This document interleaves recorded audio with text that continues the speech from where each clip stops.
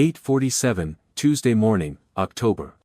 The parking lot of Ashworth Maritime, Charleston. Declan Holloway stepped out of a 1978 Plymouth Volare, silver paint dulled to weathered nickel, gray shirt. A thin folder under his arm, his application for lead restoration engineer. A black Range Rover pulled in beside him. Evelyn Ashworth stepped out.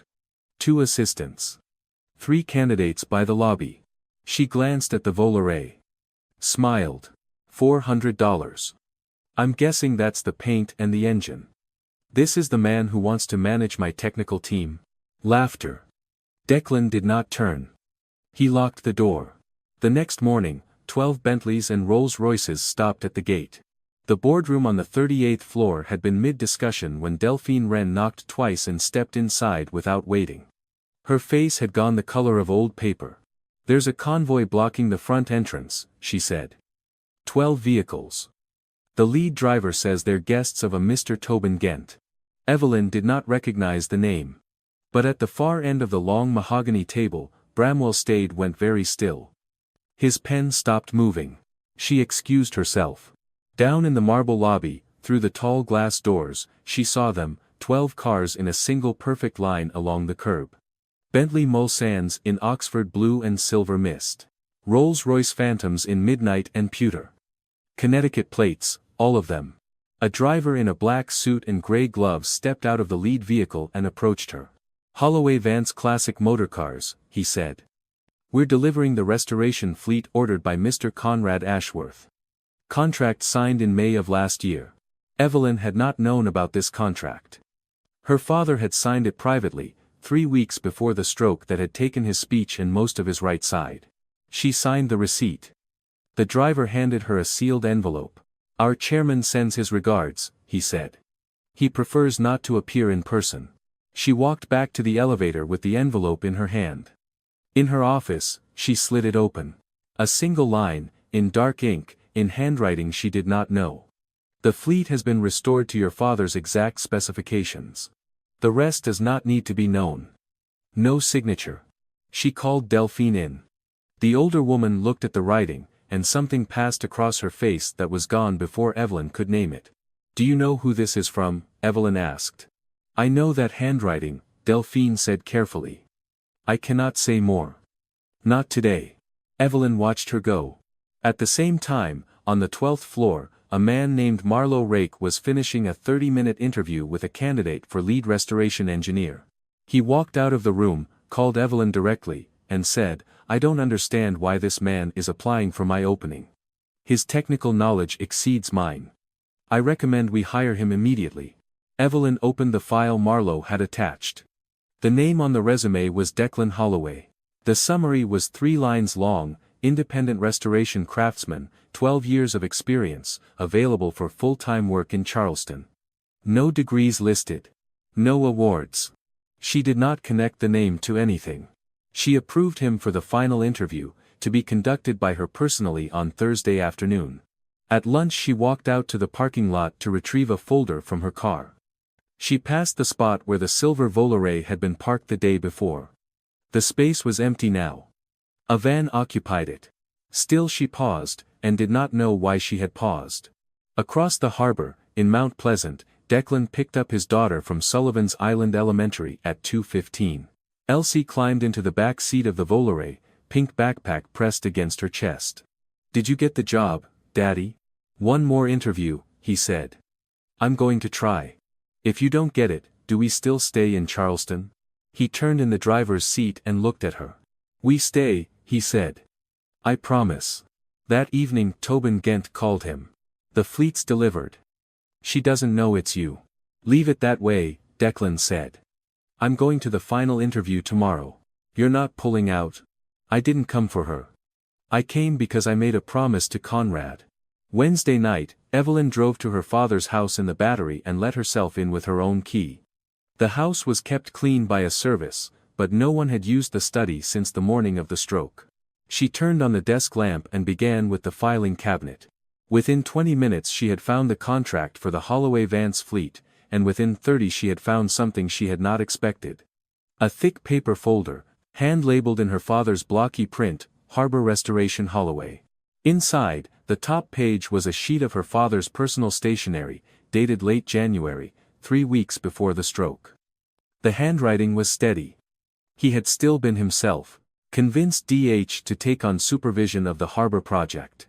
He requested entry as a regular technician, no executive channel. I agreed. When Evelyn is ready, she will recognize it on her own. Evelyn stopped reading. Her father had written this knowing he might not be the one to see it through. She stood up. She walked to the bookshelf along the south wall and ran her finger across the spines. She did not know what she was looking for until she found it. A hardcover, dark green cloth, gold lettering. The Patient Restoration. Author: Declan Holloway. 2018. She turned the book over. The author photograph on the back filled half the dust jacket, a man with dark hair going gray at the temples.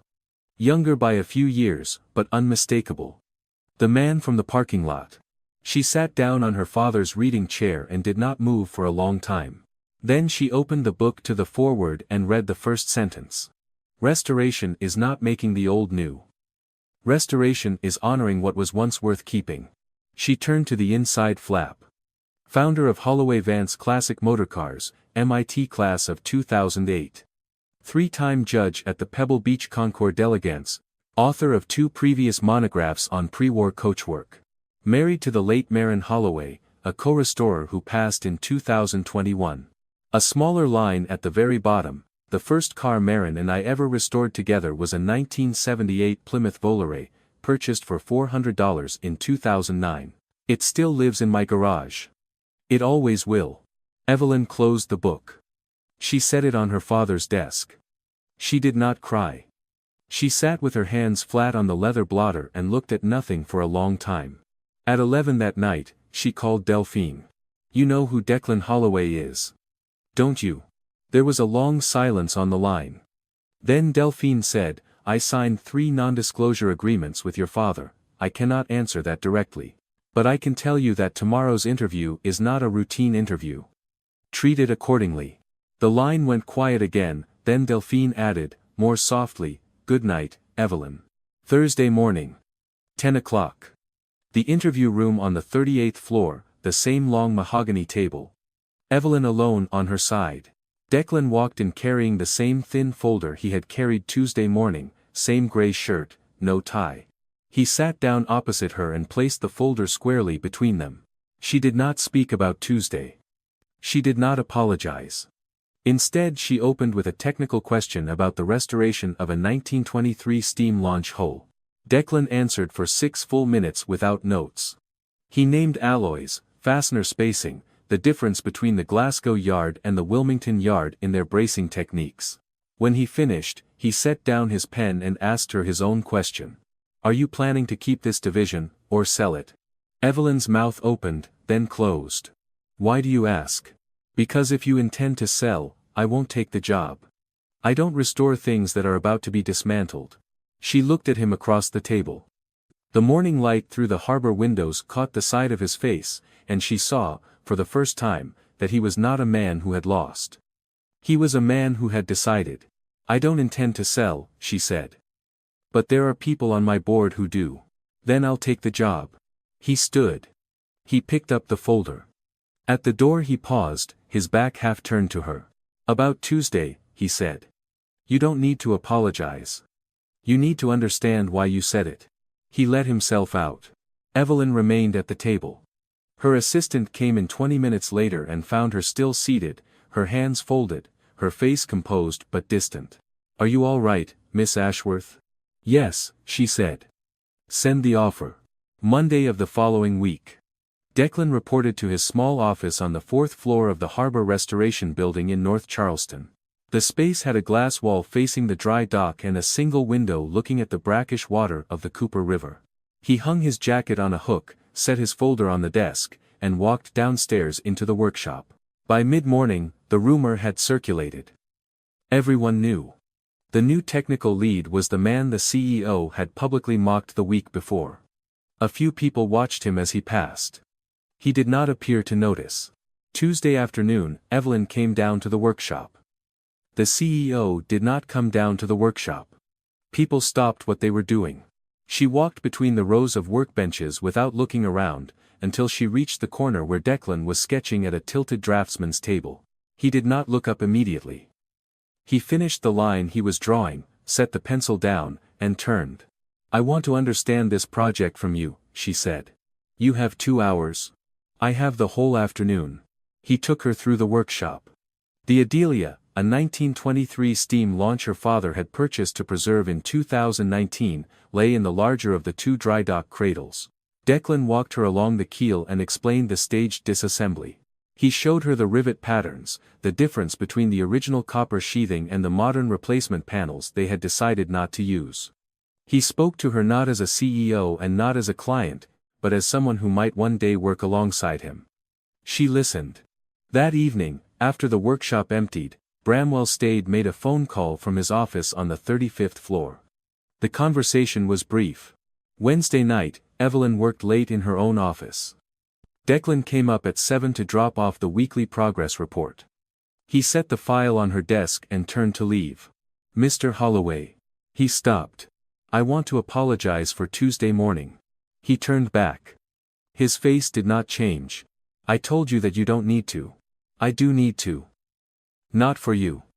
For me." He looked at her for a long moment.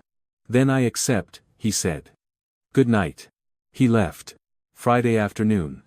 Declan left the building at 4 to pick up Elsie from school.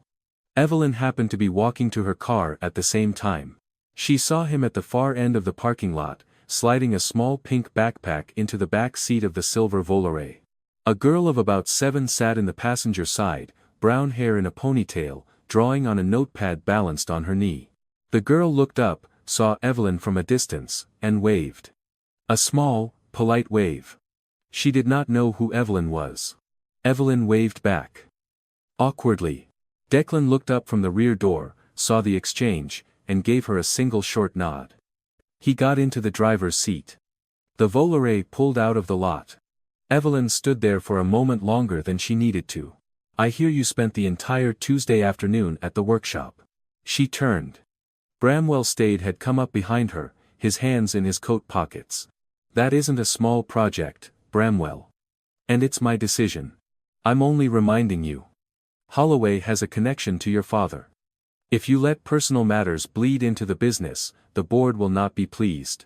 "How long have you known about that connection?" He smiled. It did not reach his eyes. "I know a great many things, Evelyn." He walked back toward the building. She watched him go, and a coldness settled in her chest that had nothing to do with the harbor wind. That night she called Delphine. "I want to see every email my father sent to Holloway, and every email he sent to Stade, in the last 6 months before the stroke. I will prepare them." The line went silent for a beat too long. "Delphine.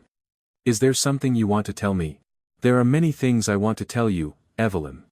I'm not at liberty to tell most of them. But you are asking the right questions." The line clicked off. Saturday morning. Evelyn did not call Declan.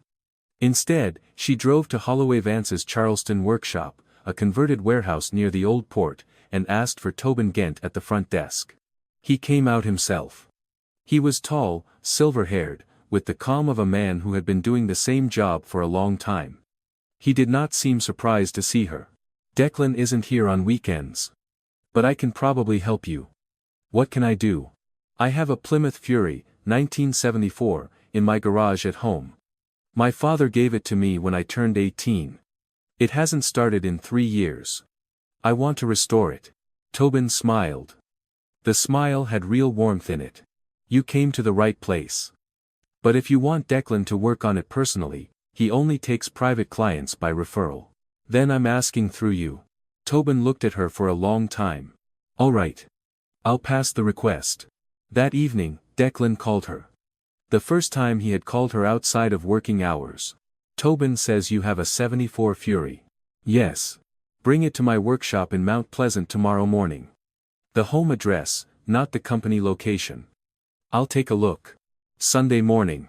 Evelyn arranged for a flatbed to bring the Fury to the address Declan had given her, a wood frame house set back from the road in Mount Pleasant, with a detached garage almost as large as the house itself. As she pulled into the driveway behind the flatbed, a small girl came out of the front gate carrying a sketchbook to her chest. "You're Miss Ashworth, right? Daddy says you have a really pretty car." Evelyn knelt down to meet her at eye level. "What's your name?" "Elsie. I draw cars too, Daddy taught me." Elsie held out the sketchbook. Evelyn took it carefully and turned the pages. Pencil drawings of dozens of classic cars, most of them surprisingly accurate for a 7-year-old. One of them was a 1974 Fury, very close to the one on the flatbed behind her.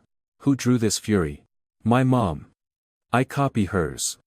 She drew better." Evelyn closed the sketchbook gently and handed it back.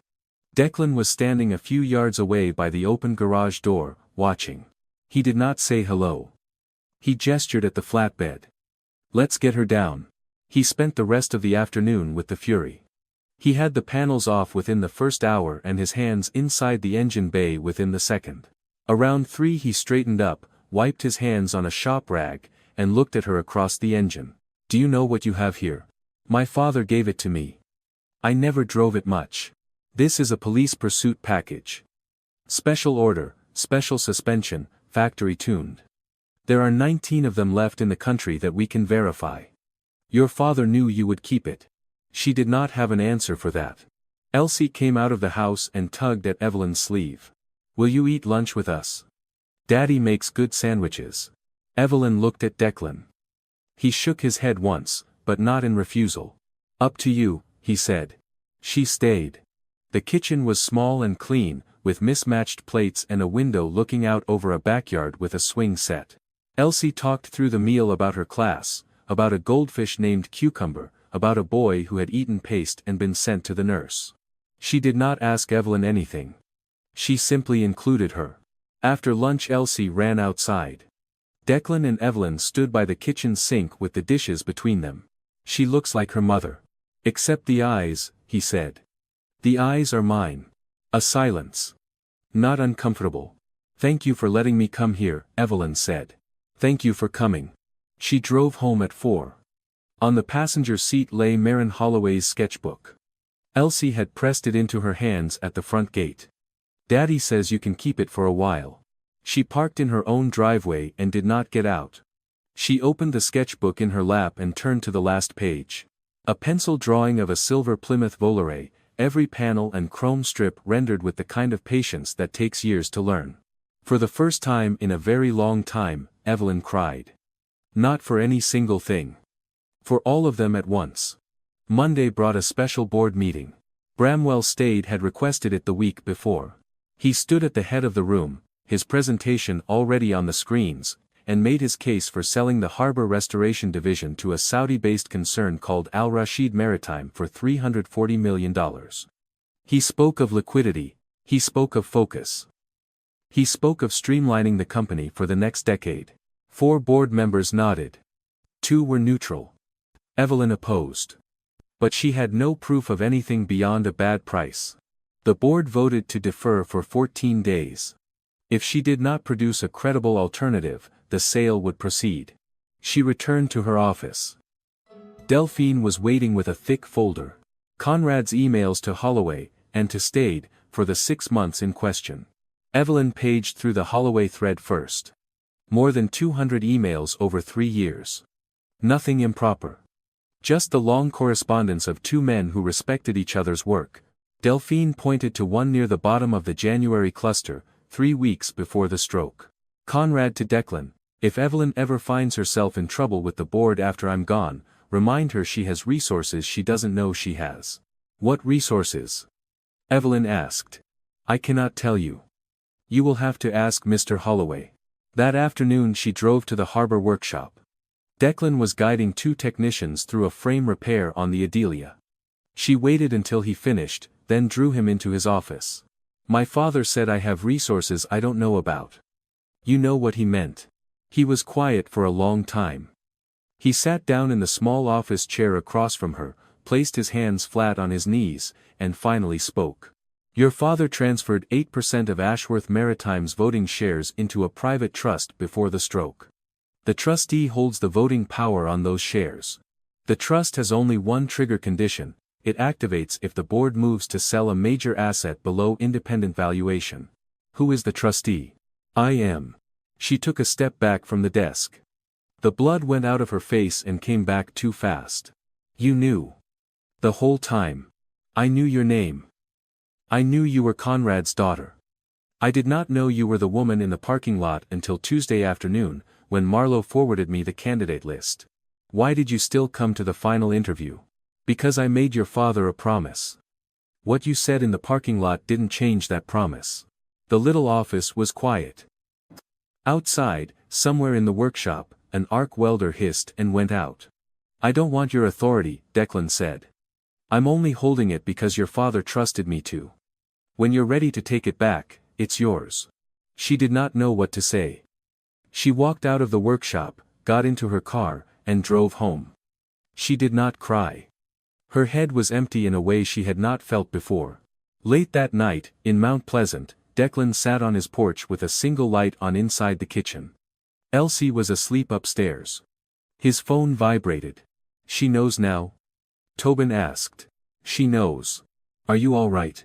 For the first time in 4 years, Declan said, I don't know.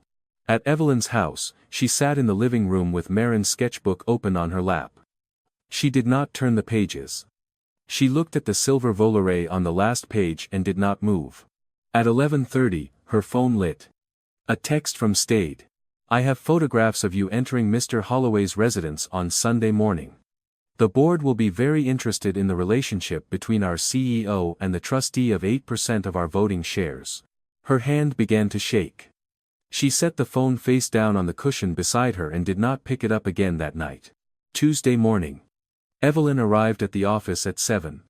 Delphine was already there, standing in the open doorway of her own small office down the hall. Come in, please. Close the door. On the desk lay a black USB drive and a thick manila envelope.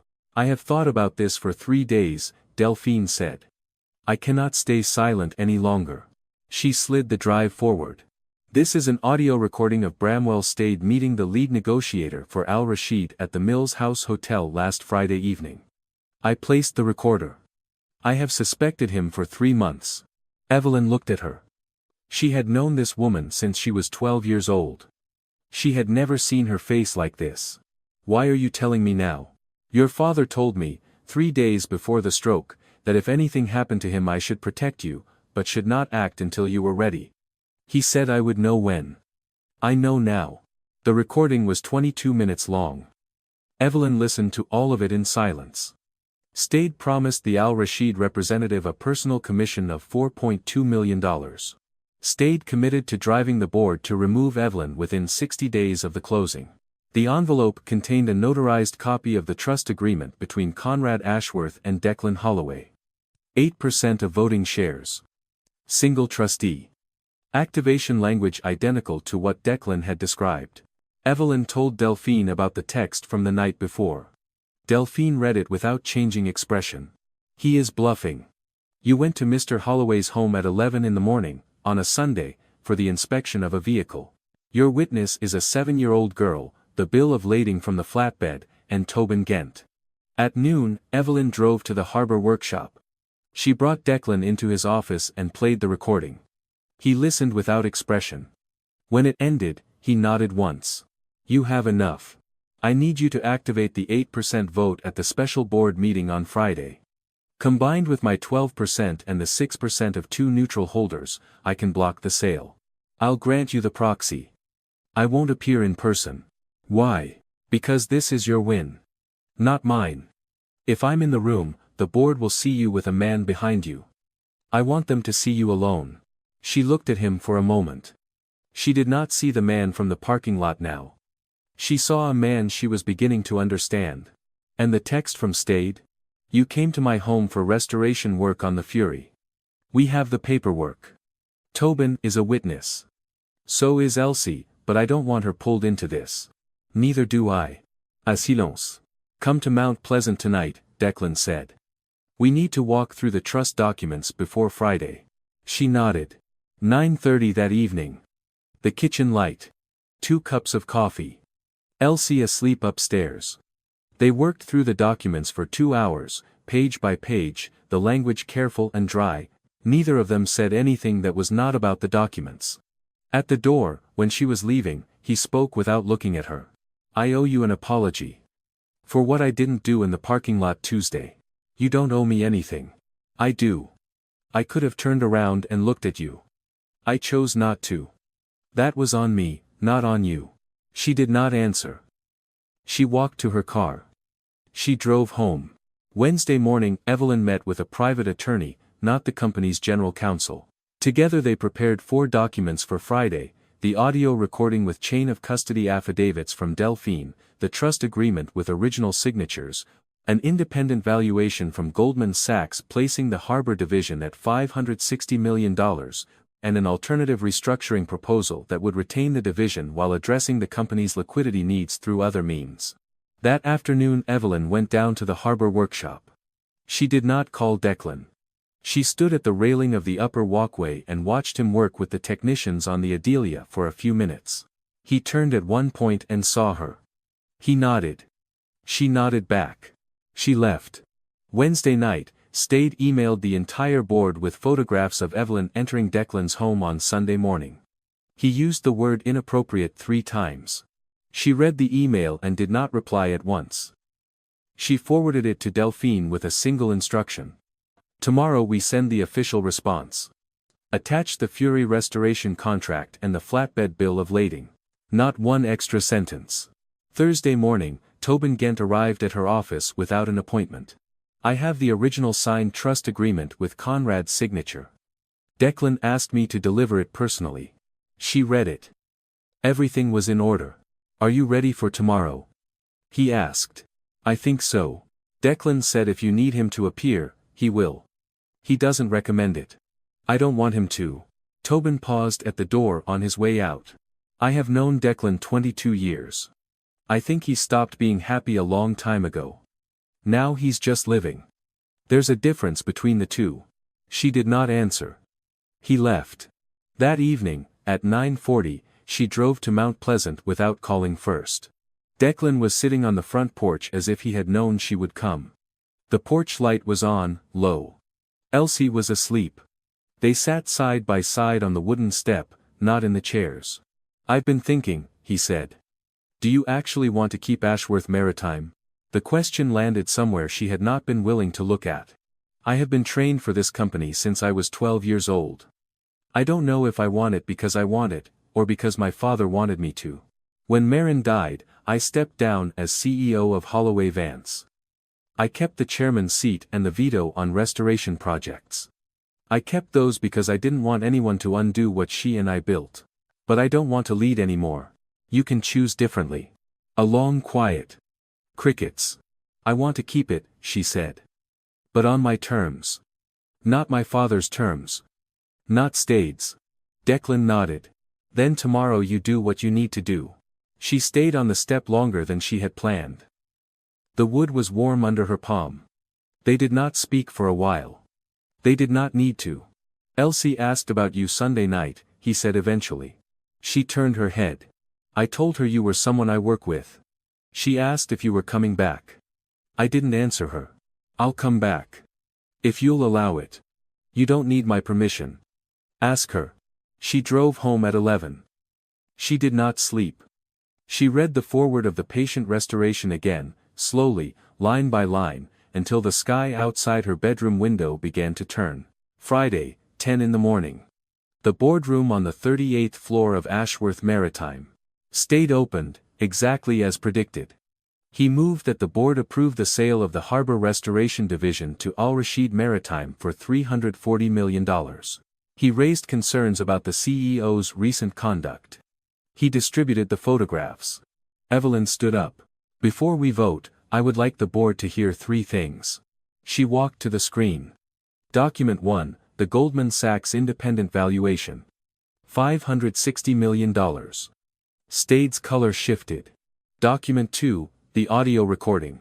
The room held its breath as Stade's own voice promised the Al Rashid representative a $4.2 million personal commission and a 60-day timeline for removing the current CEO. Document 3, the trust agreement. The proxy from Declan Holloway, granting her the vote on 8% of the company's shares for this meeting. Regarding the email Mr. Stade sent on Wednesday evening, she said, I went to Mr. Holloway's home on Sunday to inspect the 1974 Plymouth Fury my father gave me when I turned 18. Here is the restoration contract. Here is the flatbed bill of lading. And here is what Mr. Stade did not want this board to know. Mr. Holloway is the technical lead for the Harbor Restoration Division by my father's direct request, made before the stroke. He is the man Bramwell Stade has been trying to sell out from underneath. The vote came to 14 people in the room. The motion to sell was defeated, 11 against. The motion to remove Bramwell Stade as Chief Financial Officer passed, 12 for. The motion to open an internal investigation passed unanimously. Stade left the room without speaking. One older director, a friend of Conrad's from the 70s, stood up before Evelyn could leave the head of the table. Conrad trained you better than he thought. That afternoon she drove to her father's hospital room. He could not speak clearly anymore, but he could understand. She told him everything.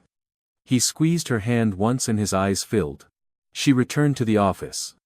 Delphine was waiting with a cup of tea. She did not say anything. She rested her hand on Evelyn's shoulder for a moment and then went back to her own desk. At 5 o'clock, Evelyn drove down to the harbor workshop. Declan was packing his tools, getting ready to leave to pick up Elsie. It's done, she said. I heard. Tobin called. Thank you for not appearing. That was your request. Yes. But thank you for honoring it. He closed the toolbox. Do you want to come to Mount Pleasant tonight? Elsie's making pizza with me. She's terrible at it. She smiled. The first real smile in weeks. I'll come. 7 o'clock. Declan's kitchen. Elsie was on a step stool, hands covered in flour, hair coming loose from her ponytail. When she saw Evelyn she shrieked. Miss Evelyn. Daddy said you could come. Evelyn took off her coat. Do you need help? Do you know how to roll out dough? I'll learn. Declan stood by the sink and watched. He did not say anything. The pizza was crooked. The sauce uneven, the cheese running over one side, 3 of them at the small round table. Are you going to come back again? Elsie asked, mouth full. If you want me to. I want you to. Declan did not look up. He was watching his plate. He smiled, very quietly, into the slice of pizza he was about to lift. November. Charleston had moved into the deeper colors of the year.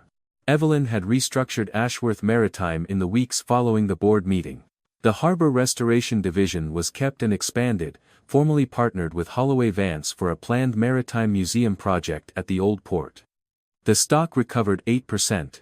2 of Stade's allies on the board resigned quietly. The SEC opened an inquiry into Stade's dealings with Al-Rashid. Delphine remained chief of staff. The distance between her and Evelyn had closed. They ate lunch together every Wednesday at a small place on East Bay Street that did not take reservations. Tobin Ghent, persuaded by Declan, opened a larger Holloway Vance office in Charleston. The company hired 6 new local craftsmen. Declan kept his title of lead restoration engineer at Ashworth, but only 1 day a week. The other 4 days he was at his own workshop or on the harbor floor of Holloway Vance.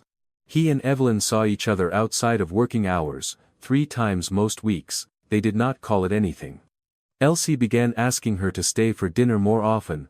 One Saturday afternoon in mid-November, Evelyn came to the Mount Pleasant garage. Declan was painting the Fury its original cobalt blue.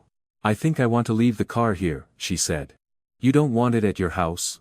My house isn't the place for it. It's taken care of here. He looked at her. He understood. She was not only talking about the car. Elsie ran out of the house with a sheet of drawing paper. Miss Evelyn, I finished it. She held out a colored pencil drawing. The Fury, cobalt blue, the chrome carefully shaded. 3 figures stood beside it. A father, a daughter, and a woman with hair pinned low at the back of her neck. Evelyn took the drawing. She did not say anything. She nodded once.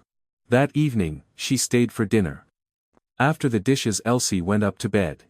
Declan read to her, the same way he did every night, a chapter from a book about a girl who lived in a lighthouse. Evelyn sat in the living room and listened to his voice through the wall, low and steady, and Elsie's small laugh from time to time. When he came back down, they walked out to the porch. Same step as the night before the meeting. This time, she took his hand. Briefly. Then let it go. You don't have to rush, he said. I know. It's just I have rushed all my life. I want to try not rushing for once. He laughed. The first time she had heard him laugh out loud. She drove home at 11. On the way she pulled into the parking lot of Ashworth Maritime, the same lot where 6 weeks earlier she had stood and made the joke. She put the car in park and looked out across the empty asphalt. The lot was deserted. The street lamps cast yellow circles on the concrete. She could see the silver Volare in the spot near the back, as clearly as if it were still there.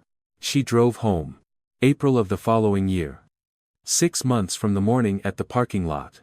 The Concours d'Elegance at Kiowa Island, the largest classic car gathering in the southeastern United States. The lawns rolled down to the beach, 200 cars in their assigned positions, the early spring light catching paint and chrome up and down the field. Declan had been invited back to the judges' panel for the first time in 4 years. He had agreed on one condition, that Elsie come with him. She wore a navy blue dress and her best sandals and walked beside him down the rows of cars, holding his hand and asking questions about each one. Evelyn came too, but not as the CEO of Ashworth Maritime. As a guest. She wore jeans and a cream sweater, and stood at the back of the audience during the awards. Among the entered cars, one was a 1978 Plymouth Volare, silver, restored to original specification down to the trim clips. Declan had registered it. The first time in 16 years, the Volare did not win a class award. But at the end of the ceremony the chief judge announced a single special prize, given at the discretion of the panel. Most personal restoration. The Volare took it. Declan walked up to the small platform. He spoke for less than a minute. This car wasn't built to win anything. It's here to remind me that value doesn't live in money. Marin knew that. $400. And 16 years. He stepped down. Elsie ran to him and wrapped her arms around his waist. Evelyn stood in the crowd and did not cry.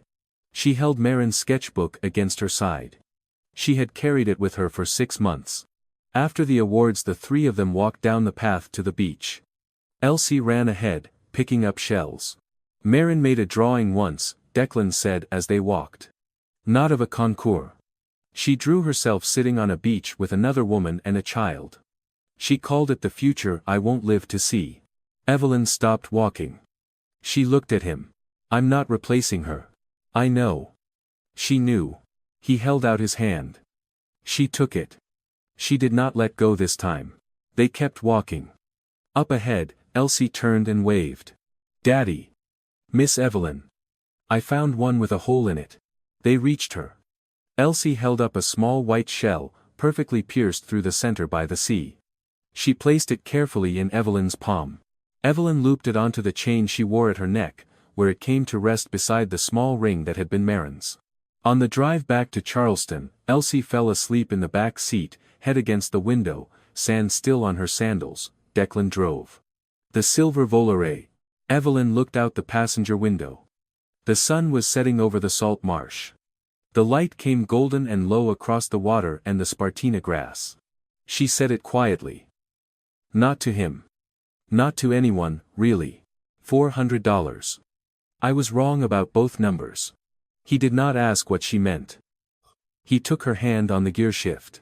The car drove slowly. There was no reason to hurry.